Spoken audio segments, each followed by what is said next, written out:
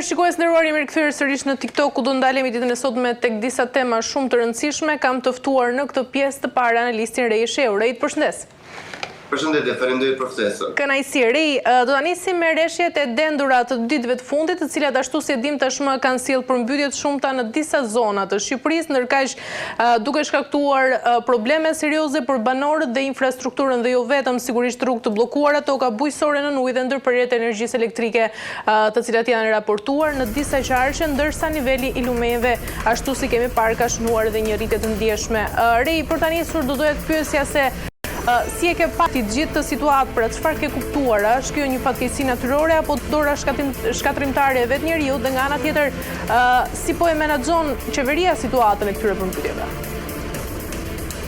Atëherë, në që të referohemi të procesi i përmbytjes, i cili po ndodh momentalisht në disa zona të Shqipërisë, të them është katastrofë natyrale, nga ana gjeografike, po, është katastrofë natyrale, por absolutisht duhet të përmendim që është edhe një neglizhencë e thellë e organeve lokale edhe qendrore për vendosjen e infrastrukturës së nevojshme për të krijuar zhdukjen e këtij lloji problematike.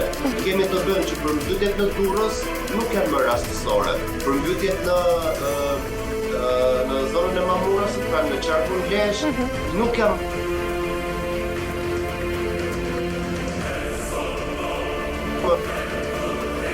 shkatrimi, rënja e argjinaturave, disa zonë të Durrës, disa akse nacionale, nuk është më diçka rastësore.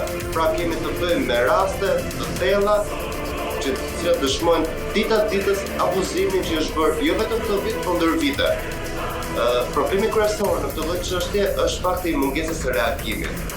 Pra, kemi një situatë e cila është shfaqur disa herë. Përmbytje ndodhin çdo vit. Emergjencat civile duhet të jenë të disponueshme në çdo moment të vitit. Po shikojmë një dështim të plotë, qoftë organeve lokale, qoftë organeve qendrore apo të emergjencave civile. A mbahet përgjegjësi? Jemi ende në fazën e primitivizmit politik dhe reagimit social ende primitiv. Duhet të kemi dorëheqje, duhet të kemi mbajtje përgjegjësisht. Nuk mund të tolerojmë më si një çështje të fatkeqësisë natyrore. Në qoftë se mbani mend përpara 12 vjetësh, Edi Rama vetë kur ishte në opozit thoshte, nuk është më çështje e natyrës, është çështje e keqqeverisjes. Tani mbas 12 vjetësh del me një narrativ të re. Opozita është bërë palë me shiun. Mua këto gjëra më duken katastrofë, më duken çështje absurde, çështje groteske, munges totalisht e përgjegjësisë e organeve qeverisëse, pasi po flasim për një vend i cili është antar për Bashkimin Evropian. Po unë vendos në dyshim që vendet e Bashkimit Evropian sillen në këtë lloj mënyre. Është e vërtetë, fatkeqësitë natyrore ekzistojnë kudo, por ajo çfarë bën diferencën në këtë lloj çështje është organizimi i sa më shpejt dhe sa më efikas i elementeve lokal edhe qendror. Gjë e cila fatkeqësisht në këtë moment që po flasim lë për të dëshiruar. Ndërkaq Rei, si e ke parë dhe reagimin e kryeministrit Rama, ku përveç se faji i kaloi opozitës ashtu si the edhe ti, ndërkaq kishte edhe probleme si sta kryeministri me hedhjen e plerave në rrugë apo kudo tjetër që kishin bllokuar ndoshta edhe kanalizimet, dhe nga ana tjetër pikërisht për këtë çështje që nuk është hera e parë që po ndodh përmbytje në Durrës apo edhe në vende të tjera, a duhet të ishin nisur hetime kohë më parë? Absolutisht, siç e përmenda pak më përpara, nuk mund të shfaqsohen më mbi çështjen e fatkeqësisë natyrore. Duhet veprim, dhe veprimi duhet konkret. Momentalisht që flasim, jemi ende në shkakun e akuzave. Unë gjykoj personalisht si qytetari i Republikës së Shqipërisë që kur vjen puna për çështje natyrore, do të kemi unifikim të palëve. Pra, në fund të ditës, për çfarë shërben politika? Për të shërbyer qytetarëve, për të qenë pranë qytetarëve, jo për të irrituar qytetarët dhe për të lënë në mëshirë të fatit. Edhe me reagimin i cili përmendet sot me njerëz që mallkojnë, që të dhanë votën dhe nuk u bë, më duken të pavënda. Është çështje e cila ka dekada që ndodh në Shqipëri. Nuk është se ndodhi për herë të parë. Pra dhe qytetarët vetë duhet të jenë të ndërgjegjshëm mbi aktorët politikë dhe përfaqësuesit që ato zgjedhin. Po të shikojmë sot e kësaj dite, kemi vetëm Edi Ramën, kryeministrin, I cili është shprehur edhe shprehur në formë më të keqe duke lëshuar akuza. Nuk jemi në moment për akuza, jemi në një moment që kërkohet vendosshmëri, përgjegjësi dhe aksion. Në momentin që nuk ka aksion, është normale të kërkohet edhe dorëheqja e titullarëve në këto institucione. Nuk kemi asnjë lloj deklarate nga kryetarja e Bashkisë Durrës, do të them, po përmendim Bashkinë Durrës si qarku I cili pati më shumë probleme. U bë Durrës si Venecia. Po Venecia në fakt ka pasur një deklarat nga zonja Venecia nga pastërtia. Ka pasur një deklarat nga zonja Sako, por e vetmja fjalë që ajo tha ishte se situata tashmë po monitorohet, por kjo ndodhi vetëm mbasi kishte ndodhur e gjithë përmbytja. Është thjesht shpejtësimi pa vlerë në këtë raste. Përgjithsisht ideja e vendosjes së ekspertëve në këtë pozicione është këtë situatë të shmangen. Fundit, çfarë mendon se si mund të zgjidhet kjo situatë pra? A ka shpëtim dhe a mund të ndërhyet në kohë që kjo që ka ndodhur sot, kjo që ka ndodhur dhe herë të kaluara të mos ndodh më? Duhet të kemi parasysh që e gjithë kjo që ndodhi në këtë periudhë përse përket përmbytjeve është rasti I pastër se çfarë bën korrupsioni në një shtet. Në qoftë do ishte vepruar në mënyrë të ndërgjegjshme, në qoftë do ishte vepruar me profesionalizëm, në qoftë do ishte marrur referencë rastet e mëparshme të përmbytjeve, kjo gjë nuk do të ndodhte. Fakti që ndodhi tregon që kemi të bëjmë me njerëz të paaftë përse përket menaxhimit të situatave kritike vitale për vendin, dhe fakti tregon qartë që kemi të bëjmë me një abuzim të tmerrshëm përse përket korrupsionit dhe fondeve të cilat përdoren pikërisht për të shmangur këto lloj fatkeqësisht natyrore. Nuk qëndron deklarata e kryeministrit. Janë njerëzit që hedhin plera. Njerëzit që hedhin plera janë. Ekzistojnë kudo. Po ku është sensibilizimi I bërë nga qeveria? Ku janë organet që duhet të bëjnë zbatimin e ligjit? Ku janë organet që duhet të merren me shmangjen e këtyre situatave? Janë fantazëm. Gjithçka funksionon vetëm për çështjen e zgjedhjeve. Ne do ta kalojmë të fazë. Përmendëm pak më përpara. Jemi vend që kërkojmë të antarësohemi në Bashkimin Evropian. Po në Bashkimin Evropian shkohet me reforma, shkohet me infrastrukturë, më lejoni të them janë me miliona euro të cilat hidhen nga Bashkimi Evropian pikërisht për ndërtime infrastrukturore, pikërisht për këto gjëra. Pra për përmirësimin e argjinaturave, për përmirësimin e kanalizimeve, për rritëzimin e rrugëve, por me sa duket, ky është rasti më tipik kur I shfaqet edhe një gangren e thellë e shoqërisë shqiptare që është korrupsioni. Ky është armiku I vetëm dhe ky është shkaktari përse sot Durrësi qëndron në ujë. E qartë. Mirë, kalojmë pak tek SPAK-u. Ku jemi sot pra në vitin 2026 me SPAK-un dhe a është SPAK më I fortë tashmë apo më izoluar se një vit më parë? Atëherë, përsa përket SPAK-ut, dua të mbaj dy qëndrime të cilat kanë një farë linje logjike ndërmjet njëra tjetrës. A është më izoluar SPAK-u? Jo. A është SPAK-u më I fortë? Jo. A vazhdon SPAK-u të njëjtën rrugë? Po. Kemi të bëjmë me një institucion I cili gardianin e ka mbi krye dhe gardiani I SPAK-ut është Shtetet e Bashkuara të Amerikës. Nëse duhet të sjell në reminiscencë çfarë ndodhi më përpara kur qëlloi për ditën e enjte, kur u bë zgjedhja e kryetarit të SPAK-ut, i cili ishte zoti Klodian Braho, keni parasysh që bëshë paralel, nga njëra anë zhvilloshin punimet e seancës plenare, nga ana tjetër bëshin zgjedhjet e SPAK-ut. I gjithë faktori evropian edhe ndërkombëtar qëndronte te SPAK-u. Pra, SPAK-u si prokurorie e posaçme është prokuroria e cila ka bekimin e Bashkimit Evropian, Shtetet e Bashkuara, edhe shikohet sot si I vetmi mekanizëm I cili mund të vendosë në fre korrupsionin. Qartë. Kemi parasysh korrupsioni është problematika kryesore e Shqipërisë. Është një nga pikat kryesore e vendosur që në kriteret e Kopenhagenit është ABC-ja e Bashkimit Evropian, lufta ndaj korrupsionit. Ne sot këtë kemi krizën më të madhe politike, institucionale dhe sociale në Shqipëri dhe gjën më imediate për të vepruar në të njëjtin moment. Kështu që duke pasur parasysh këtë lloj kompetencash, SPAK-u qëndron akoma me të njëjtin mision, me të njëjtën vendosmëri dhe me mbështetje më të madhe. Ku qëndron problematika në këtë çështje. Jemi shumë dakord përse përket SPAK-ut si prokurori. SPAK-u si prokurori e bën punën. Pra kemi të bëjmë individ të ndryshëm, si që ishte zoti Veliaj, zoti Peqaj, Vajnë Dako më përpara, zonja Balluku, e cila është rasti më flagrant finali, i cili është çështje në hetim dhe kërkohet arrestimi i saj, pra SPAK-u e bën detyrën e saj. Kush nuk e bën detyrën? Është çështje e gjyqësorit. Do të kemi parasysh diçka. SPAK-u në fund të ditës është thjesht prokurori. Ngren akuzën, krijon çështjen. Në fund ditës, kush e jep vendimin final është çekani i gjykatësit. Dhe fatkeqësisht kjo mungon ende në Shqipëri. Kur u miratua reforma në drejtësi me 140 vota nga parlamenti, pra me unanimitet të plot, u bë pikërisht me idenë që tashmë institucioni i drejtësisë duhet ndryshojë. Ne si popull, si qytetar, jemi dakord me atë çfarë bën SPAK-u, por në fund të ditës ajo çfarë intereson qytetarëve shqiptar është vendimi i formës së prerë, pra goditja e çekiçit të gjykatësit. Nuk jam i kënaqur që Erion Veliaj është në paraburgim. Nuk jam i kënaqur që Ilir Meta është në burg. Nuk jam i kënaqur që zonja Balluku është ende në gjendje të lirë. Unë dua gjykimin si qytetar dhe për post gjykimit kërkoj sekuestron e pasurisë të parave të vjedhura, sepse kemi të bëjmë me një pasuri e vendosur mbi bazën e korrupsionit dhe aktivitetit kriminal. Vetëm në qoftë se arrihet kjo fazë, qytetarët shqiptar do të shikojnë frutet e vërteta të SPAK-ut.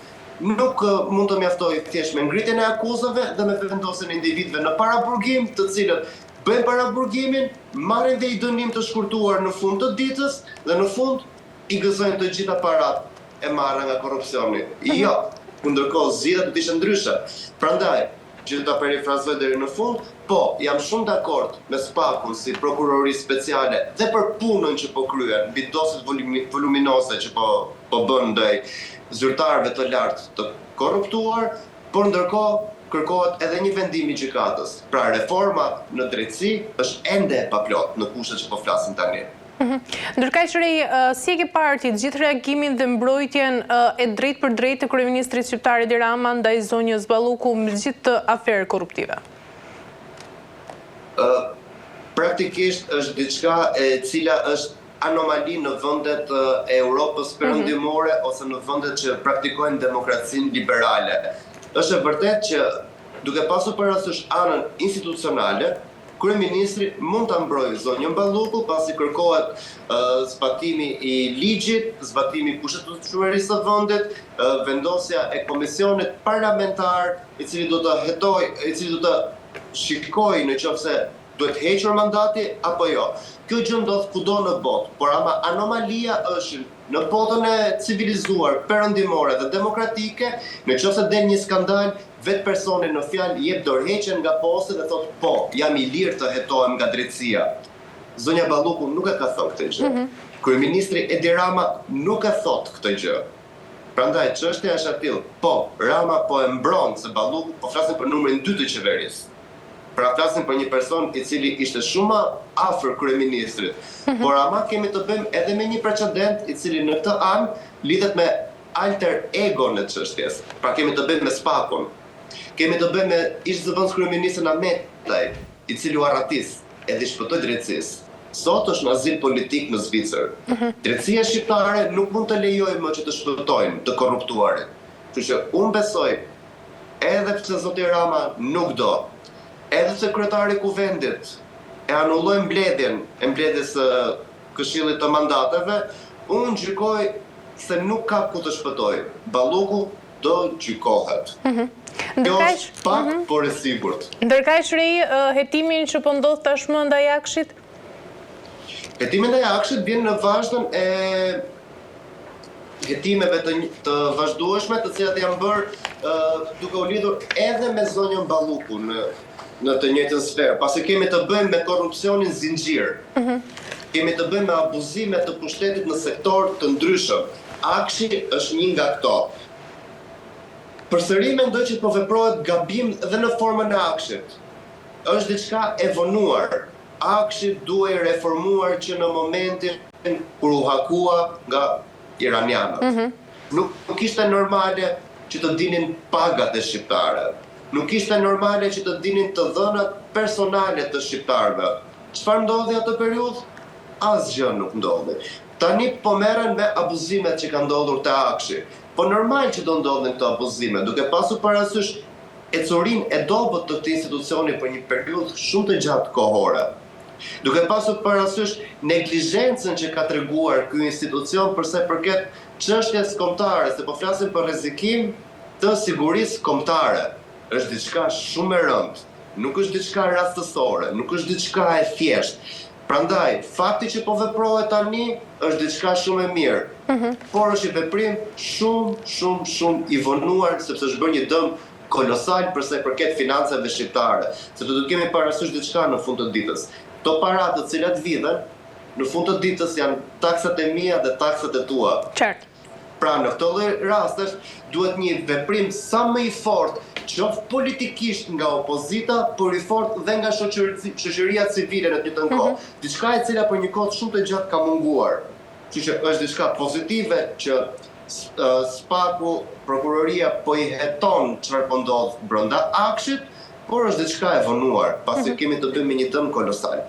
E qartë. Ri, duke pasur parasysh të gjithë vazhdën e këtyre hetimeve dhe 3 emrave që tim përmende, pra të cilët janë tashmë në burg, është zoti Metaj, zoti Veliaj, por edhe zoti Beshaj. Ndërkaq, në këto hetime të tjera, pra siç është Akshi edhe Balluku, a mendon se SPAK do të ketë guximin të shkojë deri në fund këtyre hetimeve me këto emra të mëdhenj, apo ndoshta do të frenohet përballë presioneve politike dhe jo vetëm? Duke pasur mbështetjen e plotë të Shteteve të Bashkuara të Amerikës, duke pasur mbështetjen e fortë të institucioneve të Bashkimit Evropian, SPAK-u nuk ka për të ndalur. SPAK-u do të vazhdojë të bëjë punën e tij. Ajo çfarë mua më shqetëson në këtë moment është fakti që SPAK-u po ngrihet si superstrukturë. Pra kemi të bëjmë momentalisht me 2 superstruktura përse përket shtetit shqiptar. Një është institucioni SPAK-ut, kurse nga ana tjetër është institucioni i kryeministrisë, pra kryeministri.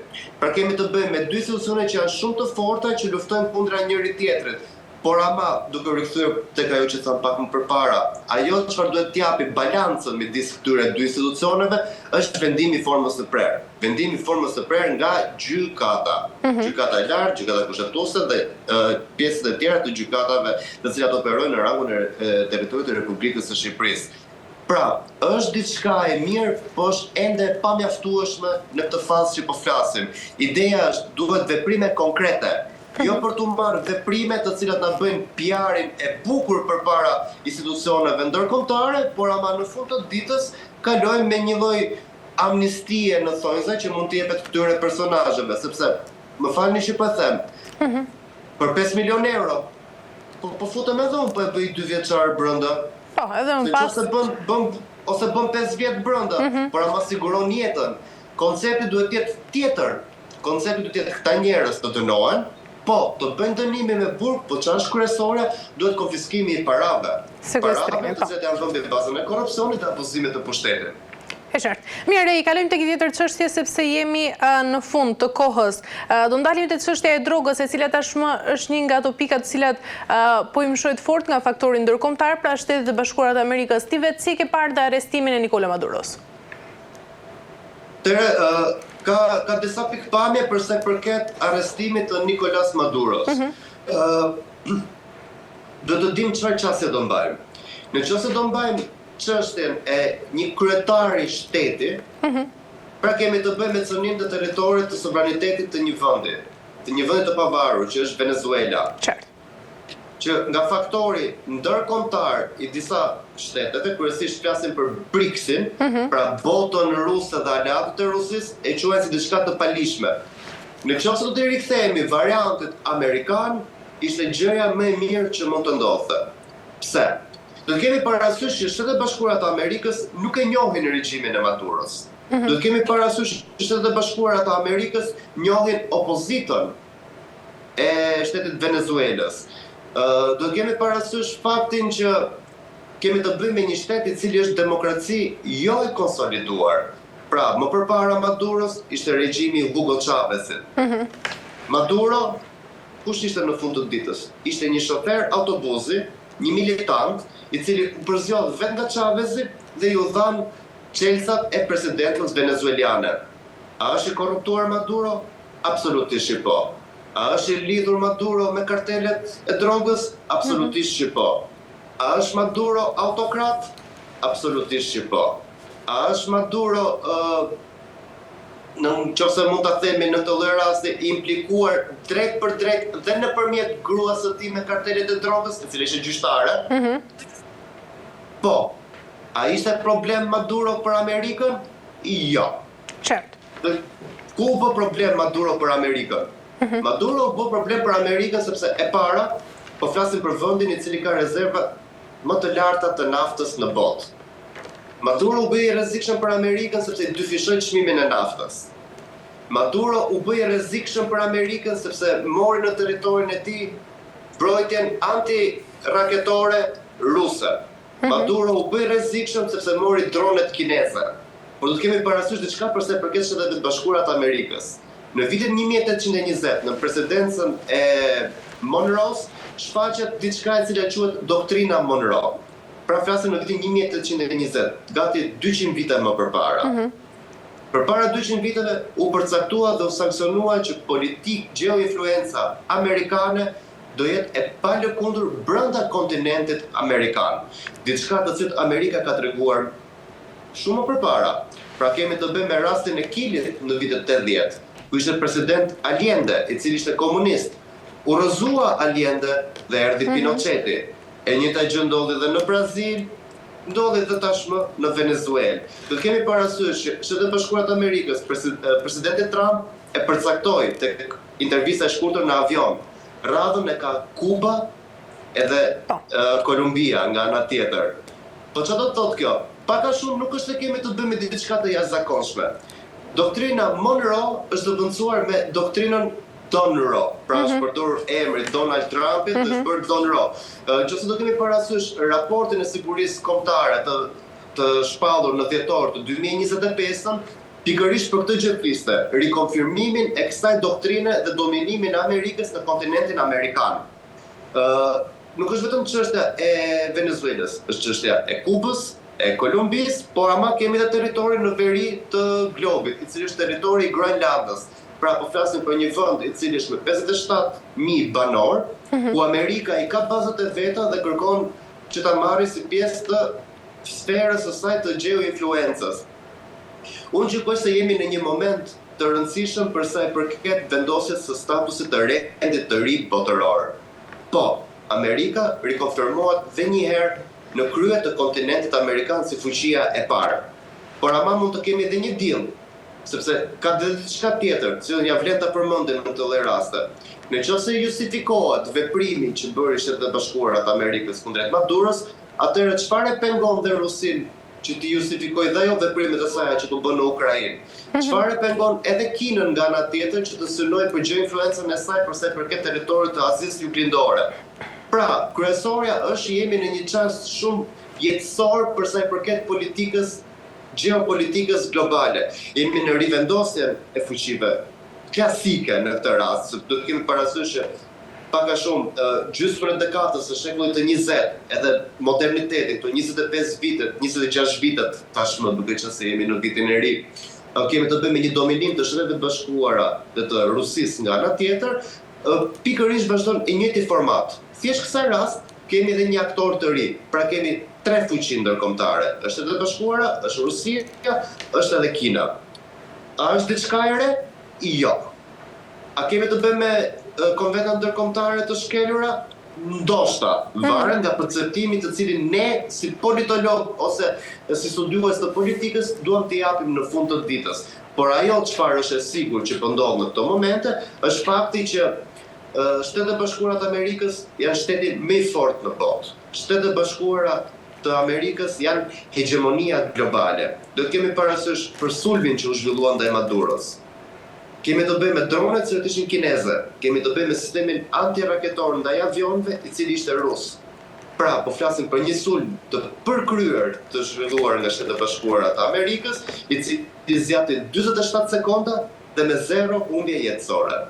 Kjo ja vlen të përmendet. Pra, mënyra taktike se si veprojnë Shtetet Bashkuara të Amerikës është thjesht fenomenale, edhe i tregoj botës që me amerikanët nuk bëhet shaka.